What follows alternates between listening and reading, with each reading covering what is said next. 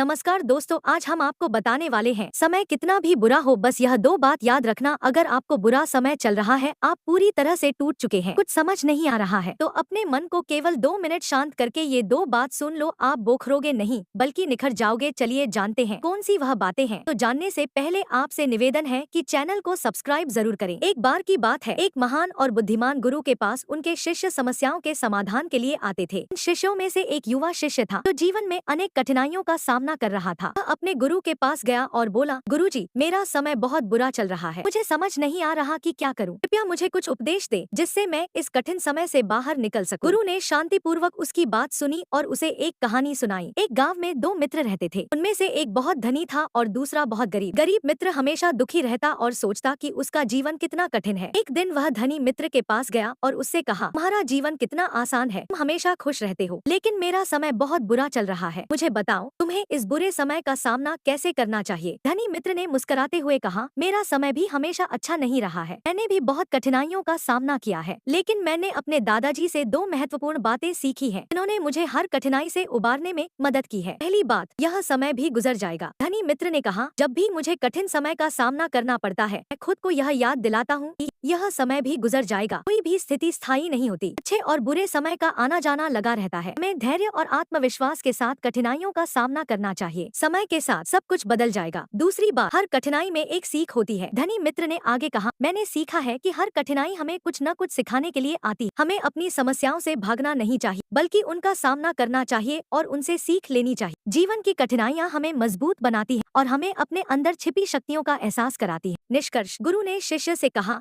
याद रखो, यह समय भी गुजर जाएगा, हर कठिनाई में एक सीख होती है। ये दो बातें तुम्हें जीवन के हर बुरे समय से बाहर निकलने में मदद करेंगी। धैर्य रखो और सीखने की प्रक्रिया को जारी रखो। शिष्य ने गुरु के इन उपदेशों को अपने जीवन में अपनाया और धीरे धीरे उसने अपने कठिन समय का सामना करना सीखा। समय के साथ उसकी समस्याएं कम हो गईं और उसने जीवन में शांति और सफलता प्राप्त की। यह कहानी हमें सिखाती है कि समय कितना भी बुरा हो, हमें यह याद रखना चाहिए कि यह समय भी गुजर जाएगा और हर कठिनाई में एक सीख होती है। इन दो बातों को ध्यान में रखकर हम जीवन की हर मुश्किल का सामना धैर्य और आत्मविश्वास के साथ कर सकते हैं।